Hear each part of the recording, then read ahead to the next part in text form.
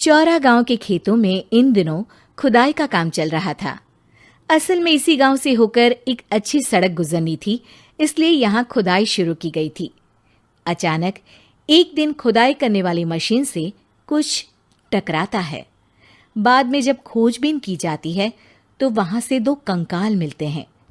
Police गांव के लोगों से पूछताछ शुरू करती है। आप लोगों को क्या लगता है ये किसके कंकाल हो सकते हैं? अरे साहब, हमें क्या पता ये किसके कंकाल है, आप ही लोग पता लगाइए, हम लोग तो बहुत ज़्यादा डरे हुए हैं। हाँ, हमारी फॉरेंसिक टीम अभी आ रही है। ये बताओ कि इस गांव के रहने वाला कोई जोड़ा गायब तो नहीं ना? क्योंकि शुरुआती जांच में तो ये बात सामने आ रही है कि एक कंकाल किसी पुरुष का है तो एक किसी महिला का। साहब, हमें तो बहुत डर लग रहा है। ऐसे कंकाल मिलने का मतलब गांव के आसपास ही किसी की हत्या हुई है या फिर किसी को जलाकर मार डाला गया है। हाँ साहब, हम अपने परिवार को लेकर बहुत ही ज्यादा परेशान हैं। देखिए, आप लोगों की परेशानी हम समझ सकते हैं, लेकिन आप लोगों को पुलिस का सहयोग करना होगा, क्योंकि आपके सहयोग के बगैर हम ये पता नहीं लगा सकते हैं कि आखिर ये किसके कंकाल है और इनकी हत्या किसने की। ठीक है साहब, गांव के लोग आपका पूरा सहयोग करेंगे। हाँ साहब, पूरा सहयोग करेंगे। तो फिर ठीक है, हम अपनी जांच शुरू कर देते हैं। कुछ दिन बाद जांच रिपोर्ट आ जाती है। पता चलता है कि ये कंकाल करीब 20 साल पुराने हैं, यानी 20 साल पहले किसी जोड़े की हत्या कर शव को यहाँ पर दबा दिया गया था। इंस्पेक्टर राघव, ये बताओ कि 20 साल पहले की मर्डर मिस्ट्री क्या आप सुलझ सकती है? हाँ सर, क्यों नहीं, लेकिन अब सबूत और गवाह काफी मिट गए होंगे। मुश्किल तो होगी, लेकिन शायद किसी परिवार को इंसाफ मिल सके। इंस्पेक्टर राघव, आप बिल्कुल सही कह रहे हैं। किसी परिवार को तो इंसाफ मिलेगा ही और किसी को उसके किए की सजा भी मिलेगी। जी सर, मैंने तो जांच शुरू भी कर दी है। 20 साल पहले इस गांव के 2 जोड़े अचानक कहीं गायब हो गए थे। मैंने दोनों ही परिवारों के बाकी के सदस्यों से बातचीत शुरू की तो उन्होंने बताया कि उनके बच्चे शहर गए थे, लेकिन आज तक वापस नहीं लौटे हैं। लेकिन ये दोनों शव किस परिवार के सदस्यों के हैं, ये कैसे पता चल सकेगा? सर, मैंने डीएनए टेस्ट करवा लिया है। आज शाम तक इसकी रिपोर्ट भी आ जाएगी। अच्छा, ठीक है। उसी शाम को सर, डीएनए रिपोर्ट के मुताबिक ये दोनों ही लाशें चौरा गांव के रहने वाले प्रधान सुल्तान सिंह के बेटे और बहू की है। लेकिन इनकी हत्याएं किसने की है, ये कैसे पता लगेगा? इसी का तो पता लगाने की कोशिश में जुटा हूं सर। आज सुल्तान सिंह से मिलने भी जा रहा हूं। मेरा बेटा और बहू तो मेरे लिए सिर्फ यादों में ही रह गए थे, हमें उनकी लाशें तक नहीं मिल सकी थी। आज 20 साल बाद उनके कंकाल मिले हैं। मैं अब किसके लिए जीऊं?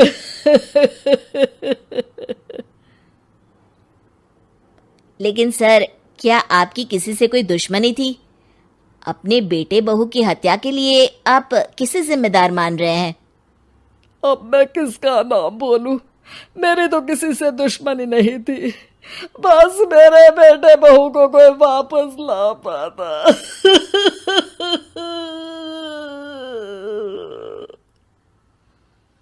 इसके बाद सुल्तान सिंह फूट फूट कर रोना शुरू कर देते हैं।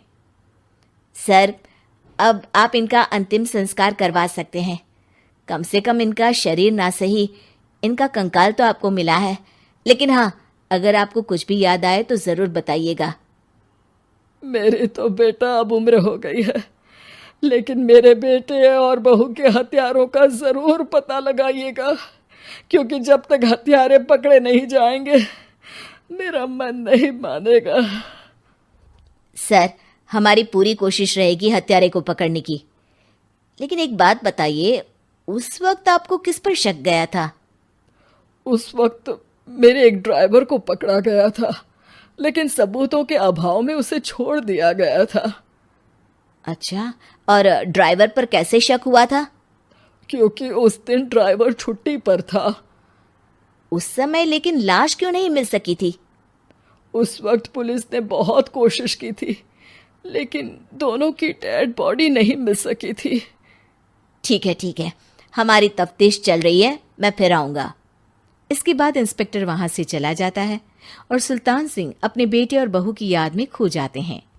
कुछ दिन बाद सुल्तान सर, एक बात बताइए, जब आपके बेटे बहू की हत्या हुई थी, उसी के आसपास आपके ही गांव का रहने वाला एक और जोड़ा उसी वक्त गायब हो गया था ना? हाँ सर, अलका और अभिषेक, वो भी मेरे बच्चों जैसे ही थे। तो फिर वो कहाँ है? उनका भी आज तक पता नहीं चल सका, लेकिन बताते हैं कि कुछ साल पहले अभिषेक को गांव के ही किसी आदमी ने मुंबई में देखा था, लेकिन फिर वो गायब हो गया। यानी अभिषेक और अलका की हत्या नहीं हुई थी, बल्कि उन्होंने किसी वजह से खुद ही गांव छोड़ दिया था।